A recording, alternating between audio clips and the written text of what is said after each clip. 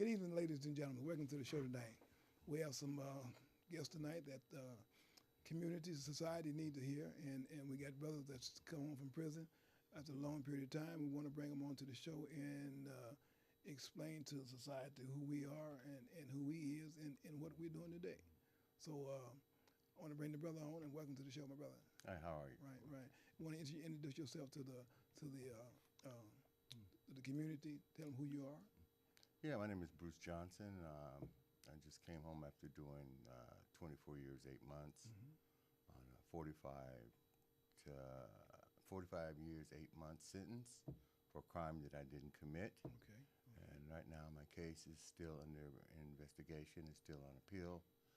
And it's good to be home. Right, right. And for those individuals that done the amount of time that I've done, being incarcerated is having understanding that you're going to educate yourself. Okay. You're going to participate in something that's going to Okay. make you advantageous when you come home. Now you said you was incarcerated for the crime that you didn't do. Did you come home through the Board of Prison terms? No, I didn't. Okay. I was released after doing 24 years, 8 months. Okay. And I did a successful parole. And that was it. I just came home and went to work, got a job the first day I was out. Okay.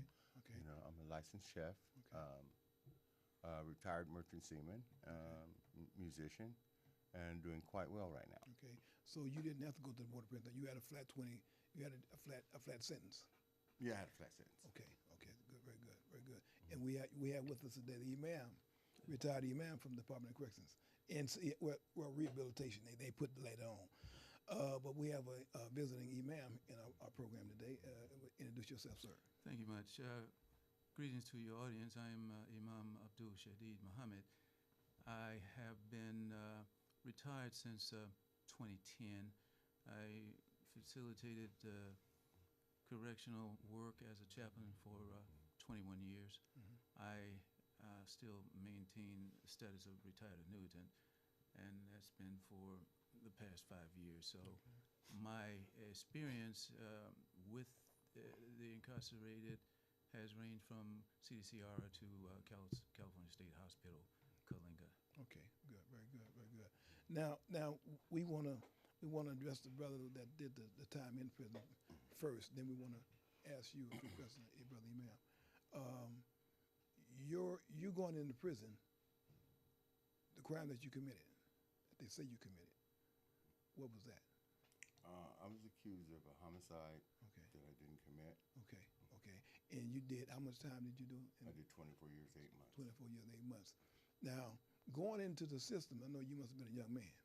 I was 26 years old. Okay, you went into the system at 26 years old. So you went into a system that it was foreign to you. You didn't really know nothing about the system. Oh, no, I didn't know Okay, anything so it about was the system. foreign. It was something that's foreign. You had to go in and you had to adapt to that way of living. You know, the prison way of living. Yes. So to speak. So you went in, and that was a change that you had to go through. How did you adjust to that? Well, when I first went in, I after I seen the status of the mentality of the people on the main line, I rejected it at first, and then I made up my mind that I was going to educate myself. You know, so I have so many trades, man. It would amaze you. I just it didn't stop. You know, everything that I could learn, I learned. From engine repair to furniture factory to I was a captain's clerk, pills coordinator for a while. Not pills coordinator, but pills clerk. Was lieutenant's clerk, captain's clerk, sergeant's clerk. You know, I learned everything that I could learn. You know, just even during the madness. And then, you know, as a matter of fact, I came in and worked as a clerk for Imam Muhammad. And I had taken my Shahada sometime in 1980. 1980, you took your Shahada in 1980? Yes. Okay. And under Imam Dawud Salam. And Was that at that old folks? no, it's at San Quentin. San Quentin, okay. Yeah. Okay. And it was a stepping stone after that. Okay. It was an era where I had to either with that amount of time I said to myself, I said no. education. The main progress behind success is education. Okay. That's, Where do you do your time? I was at San Quentin, Soledad, Solano. I was at Vacaville. But the majority of my time was done at Soledad and Corcoran and Avenal. Now going into the system, you said you was a rather young man Yes. compared to now. Mhm. You you had to go in there and you had to adjust to the way of living. So you went in there and you had to go to self-help programs. You had to attend self-help programs. I figure that you didn't. No, I didn't. You didn't go to any self-help programs while you was incarcerated. No, I didn't. I didn't. I didn't get any self-help programs until. As a matter of fact, I did. I went to the SAP program at Corcoran, Okay. and And the reason why I'm saying this, okay, because you're on TV. yeah. Okay, you in front of a lot of people, Mm-hmm. right? And these people want to know who you are now. Well, And wait a minute, I'm saying who you are now because you went in one way, and we want to let society, community know that the same way you went in, you're not the same person no more. oh no, most You see, so definitely not. when I ask you about these programs, I want to know, and society want to know what changed you to who you are now. You see, we went in one way, we came out another way. We did the metamorphosis. CDC didn't do it; we did it ourselves. Okay, so we want society and community to know that that monster that went in one way, we came out this way, and we're not that monster no more. Well, I wasn't a monster when I went in. Okay. First of all, I came from come from good stock. In other words, you know, the mother is the first teacher of the child, and what the mother teaches the child teaches the world. And I held on to that. You know what I mean? I stayed steadfast. And then during the educational process and all the programs that were available for those who wanted to participate, there were a lot of individuals that didn't want to participate. I volunteered for a lot of stuff. So just I'm a musician. I taught music while I was in prison also. I ran every music program you can think of. And under Jack Bowers and under Ed Crusoe, that was at San Quentin. I left Ed from San Quentin, was transferred to Soledad as a lead music clerk. And I started teaching inmates how to play instruments and doing videos and stuff like that. You know, I'm a percussionist. Okay. So during your incarceration, you kind of like you went in and you start doing different programs to continue your education. You did things to kind of continue to better yourself while you was incarcerated. So you came home. When did you come home? I came home March 19th, 2006. 2006. And you came home. Did you have to go into a program coming home, or did you just? Oh no, I got a Okay. job the first day I was out at Dad's Barbecue in Pittsburgh, California. Okay, so you came home. You got a job coming home, but you had somewhere to go when you came home. No, I was homeless. Okay, so you My didn't mother died while I was in So prison. you didn't go into a program. You came home self parole, more or less. You didn't have nowhere to go. No, I didn't have anywhere to go, but they had a program where the parole agent provided, you know, a room for you until you get on your feet.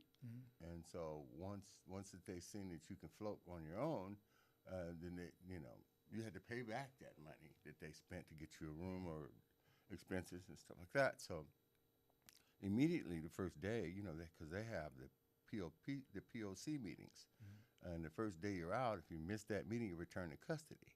And so when I walked in the program, immediately I see my tier officer, who was ended up being my parole officer, and he said, "Oh." So I ran their programs. I ran the POC meetings for.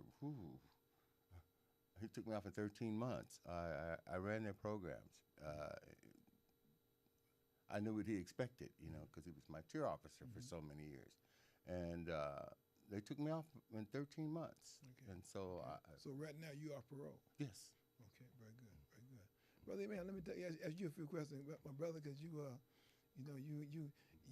did time in the system yourself. Absolutely. You know, they say that anytime that a imam goes into the system as a job, he's doing time as well. That's very true. Right. So let's ask you a few questions, brother imam, because you lived with us inside. You know, how did we do? As far as I would say, the chaplain role, we function for all of the population as needed with pastoral care. Although our primary faith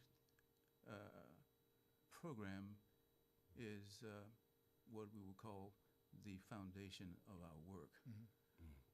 My experience with those who, for the most part, 99.9% converted to al-Islam in that status of incarceration, relatively 90% of them were genuine and sincere in trying to fulfill their obligation and their duty of religious practice. And they were very much with conviction, and obviously that is a direct what we'll call germination from study and from the type of khutbah sermon or teaching that is being put forth for their mind. You know, one of the hadiths say, you know, the Muslims are to get knowledge from the cradle to the grave. And there's another hadith that relates that one believer is harder on the devil than 1,000 ignorant worshipers.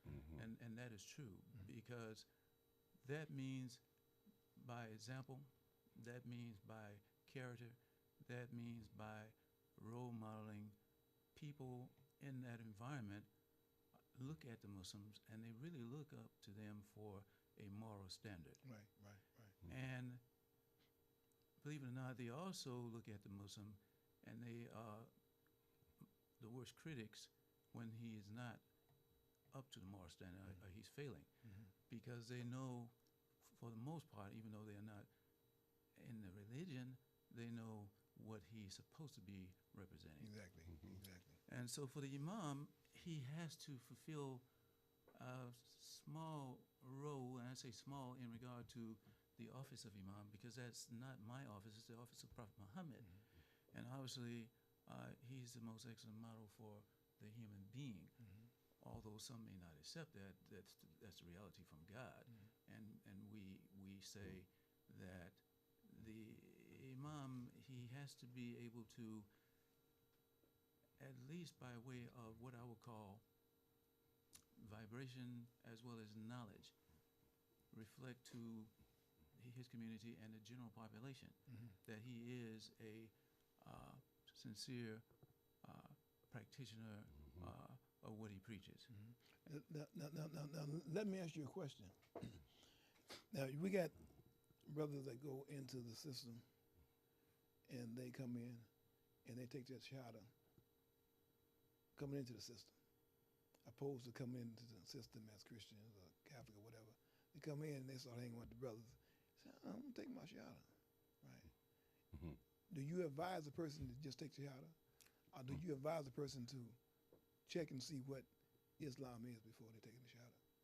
Well, obviously, when we use that term Shahada, it means making a declaration of faith and accepting the faith.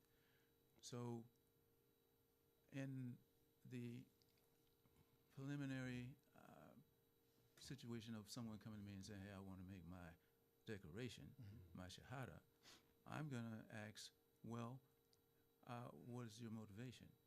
Because if his motivation is not for God, if his motivation is not to fulfill the Islamic, we'll call kalima, the beliefs, etc., and in many cases we have to accept the possibility of peer pressure, and it's something that is where he feels pressure to do it because of the group situation. Exactly. I'm the first to say to him, look, do not submit to anything in your will to accept Islam, but you understand God is one and that Muhammad is his last prophet.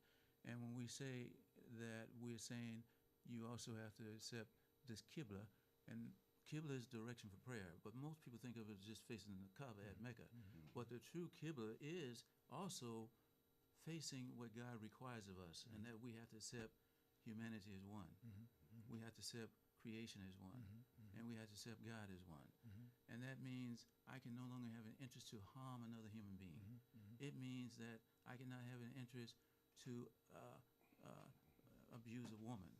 Okay, Prophet Muhammad said that the best Muslim is he who is best to his wife. Exactly. Okay, and so in that regard, I wanted to make sure that he has a comprehension of the depth and the breadth of the Islamic responsibility upon him, in which we all be accountable to the day of judgment, right down to the place that we prostrate our heads to pray.